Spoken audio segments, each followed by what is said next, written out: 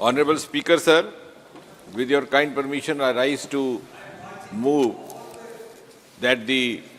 Public Examinations Prevention of Unfair Means Bill 2024 be taken up for consideration. अध्यक्ष महोदय, इस विधेयक को लाते हुए मुझे व्यक्तिगत तौर पर भी एक सुखद अनुभव हो रहा है और ये एक सुखद संयोग भी है कि हम हाल ही में जब इस नए सदन में आए तो इस भव्य भवन में शिफ्ट होने के उपरांत आपकी अध्यक्षता में और इस पवित्र सोंगल की को साक्षी मानते हुए जो सबसे पहला विधेयक सरकार की ओर से सदन में लाया गया था, वो भारत की नारी शक्ति और भारत के नारी सामर्थ्य को समर्पित था। और आज इस भवन में होने वाले इस दूसरे ही सत्र में ये जो विधेयक लाया जा रहा है, एक बार फिर आपकी अध्यक्षता में तमिलनाडु से लाए हुए इस पवित्र सोंगल की उपस्थिति में प्रस्तुत किया जा रहा है। और ये विधेयक भारत की युवा शक्ति, भारत की युवा सामर्थ्य को समर्पित है। ये बात मैं इसलिए भी कह रहा हूं और इसलिए भी महत्वपूर्ण है कि ये दोनों ही वर्ग प्रधानमंत्री श्री नरेंद्र मोदी जी के नेतृत्व की सरकार की प्राथमिकताओं को दर्शाते हैं। हम सब जानते हैं, प्रधानमंत्री मोदी कई बार कह चुके हैं कि समाज में चार ही जातियों को जानते हैं: महिला, युवा, किसान अथवा अन्नदाता और गरीब। और आने वाले 20 बरस में प्रत्येक नागरिक की भूमिका 2047 के शताब्दी भारत के निर्माण के लिए जहां अनिवार्य रहने वाली है, वहां जहां एक के बाद एक महिला केंद्रित सुधार लाए गए, योजनाएं लाई गई, जहां तक आज के विधेयक का संबंध है, हम ये कह सकते हैं प्रमाण सहित कि गत 10 वर्षों में युवा केंद्रित जितने भी प्रावधान लाए गए, विशेषकर युवाओं को सरकारी नौकरियों में नियुक्तियों को लेकर के या फिर उच्च शिक्षा संस्थानों में उनके चयन को लेकर के, उन सारी प्रक्रियाओं में किस प्रकार पारदर्शिता हो, किस प्रकार प्रत्येक युवा को अपनी प्रतिभा, अपनी योग्यता, अपने परिश्रम के अनुकूल अवसर मिले, किस प्रकार एक लेवल प्लेइंग फील्ड रहे कि वो समाज के किसी भी वर्ग से आता हो, उसकी आर्थिक दशा कुछ भी हो, उसे दूसरे उम्मीदवार के बराबर मौका मिले। और वही लोकतंत्र की परिभाषा है कि प्रत्येक युवा को ये स्वप्न देखने का साहस हो, वो किसी भी पद पर आसीन हो सकता है, किसी भी शिक्षा संस्थान में अपनी किस्मत बनाने के लिए अपनी याचिका दे सकता है,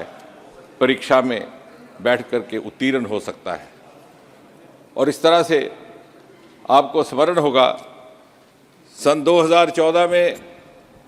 26 मई के दिन प्रधानमंत्री के रूप में मोदी जी ने शपथ ग्रहण की थी और उसके 2 और 3 महीने के भीतर ही सितंबर या अक्टूबर के महीने में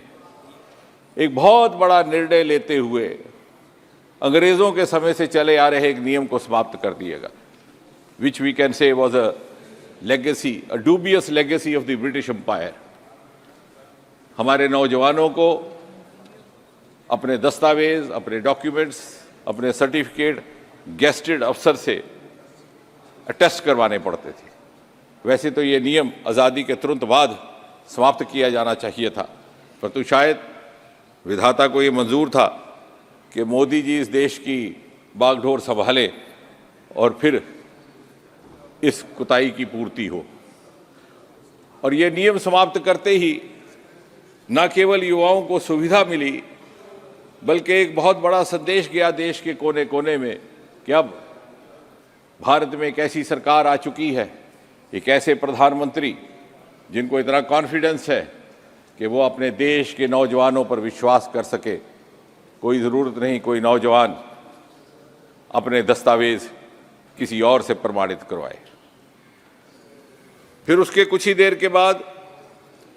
15 अगस्त के दिन स्वतंत्रता दिवस के संबोधन में लाल किले के परिसर से प्रधानमंत्री मोदी जी ने आह्वान किया था, क्या ये संभव है कि सरकारी पदों की नियुक्तियों में इंटरव्यू की प्रथा को समाप्त कर दिया जाए। कि अक्सर ये शिकायतें आया करती थी कि कई बार 100 अंक लेकर के भी रिटर्न में कोई उम्मीदवार विफल रह जाता और पक्षपात के चलते, भाई भतीजावाद के चलते, भ्रष्टाचार के चलते कोई और उम्मीदवार जिसकी मदद करने की इच्छा रहती या षड्यंत्र रहता, उसको इंटरव्यू में ज़्यादा अंक दे करके नौकरी उपलब्ध करवा दी जाती या फिर शिक्षा संस्थान में दाखिला दे दिया जाता। मुझे कहते हुए ये खुशी भी है और गर्व भी है कि प्रधानमंत्री जी की इस घोषणा के तुरंत बाद डीओपीटी विभाग ने फास्ट ट्रैक की प्रक्रिया चलाई। मात्र 3 महीने के भीतर हमने इस प्रक्रिया को संपन्न किया और 1 जनवरी 2016 से देश भर में यह सर्कुलर जारी कर दिया गया कि अब इंटरव्यूज़ की प्रथा समाप्त कर दी जाएगी, ताकि हर उम्मीदवार के लिए एक लेवल प्लेइंग फील्ड रहे। साथ ही साथ अधिकतर इम्तहान अब ऑनलाइन होने लगे, कंप्यूटर बेस्ड होने लगे, ताकि पारदर्शिता सुनिश्चित की जाए। अवधि काल भी कम कर दिया गया, टाइम बाउंड तरीके से परीक्षाएं होने लगी। एक ज़माना था स्टाफ सिलेक्शन कमीशन की परीक्षा की प्रक्रिया लगभग 2-2 साल तक चलती रहती, उसका अवधि काल घटा करके अब 7, 8, 9 महीने हो गया और प्रयास जारी है कि उसे और कम कर दिया जाए, ताकि हर युवा को समय पर अवसर मिले अपनी किस्मत आजमाने का। और अभी हाल ही में प्रधानमंत्री मोदी जी की ही कल्पना से रोजगार मेले का एक क्रम शुरू हुआ, ताकि जो रिक्त पद रहते थे, कई साल नियुक्तियां नहीं होती थी, वैकेंसीज खाली रहती थी, बच्चे ओवर एज हो जाया करते थे हमारे नौजवान, ऐसा दृश्य देखने को ना मिले। रोजगार मेला में 50-50 हज़ार, 60-60 हज़ार, 70-70 हज़ार एक साथ नियुक्ति पत्र जारी करने का क्रम शुरू हुआ। रुकी हुई प्रमोशंस को बल्क प्रमोशंस देकर के चलाया गया। कई बार बड़ा दर्दनाक दृश्य देखने को मिलता कि जिस पद पर नियुक्त होता है कर्मचारी, उसी पद पर सेवानिवृत्त हो जाता। उसे उसके साथी फेयरवेल देते, लेकिन उसके दिल में यह दर्द रहता कि उसको एक भी प्रमोशन नहीं मिला। और इसी भाव को, इसी सिलसिले को आगे बढ़ाते हुए आज इस विधेयक की आवश्यकता पड़ी है। कुछ एक समय से एक नई परिस्थिति ने जन्म लिया है। आपने देखा एक के बाद एक देश के भिन्न भिन्न भागों से इस प्रकार के समाचार आ रहे हैं। कहीं कोई मैल प्रैक्टिसेस हुई, कहीं पेपर लीकेज हुआ, कहीं इम्पर्सोनेशन हुआ, कहीं पेपर बाहर लेकर के सॉल्व हुआ। अगर उदाहरण देने लगेंगे तो अनेक है, पर प्रमुखता से पश्चिम बंगाल में नवंबर 2022 में डिप्लोमा एलिमेंट्री एजुकेशन का पेपर लीक होता है। उसी प्रदेश में फरवरी 2023 में अंग्रेजी का क्वेश्चन पेपर रिलीज होता है और उसी प्रकार school service commission west Bengal का भी पेपर रिलीज होता है। दिसंबर 2022 में टीचर रिक्रूटमेंट स्कैम राजस्थान में पाया जाता है और फरवरी 2022 में Rajasthan eligibility exam for teachers, उसमें भी गड़बड़ पाई जाती है और इम्तहान दोबारा करना पड़ता है। मई 2022 में Rajasthan police constable recruitment exam, उसका घोटाला होता है और 2018 से लेकर के अब तक राजस्थान में इस प्रकार के 12 घोटाले हुए चयन परीक्षाओं के लेकर के। इसी प्रकार जम्मू कश्मीर में भी सब इंस्पेक्टर रिक्रूटमेंट स्कैम मार्च 2022 में पाया गया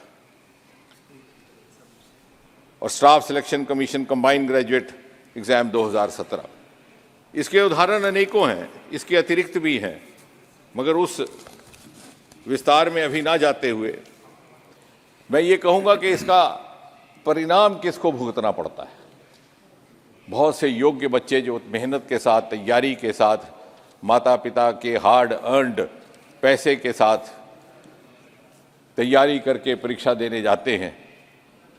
उनके साथ नाइंसाफ़ी हो जाती है।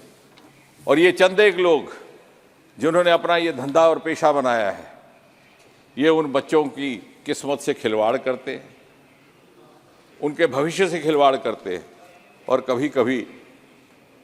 यही उन बच्चों के लिए, उनके माता पिता के लिए एक भारी तनाव का कारण भी बन जाता है। अभी 4 ही दिन पहले आपने समाचार पत्रों में पढ़ा, कोटा की एक बच्ची ने आत्महत्या कर ली और अपने सुसाइड नोट में क्या लिख करके जाती है वो बेटी, वो लिखती है, मम्मा पापा please forgive me, I can't do it, I am the worst daughter. इस सुसाइड नोट को पढ़ करके सारा हिंदुस्तान रो पड़ा। और इसलिए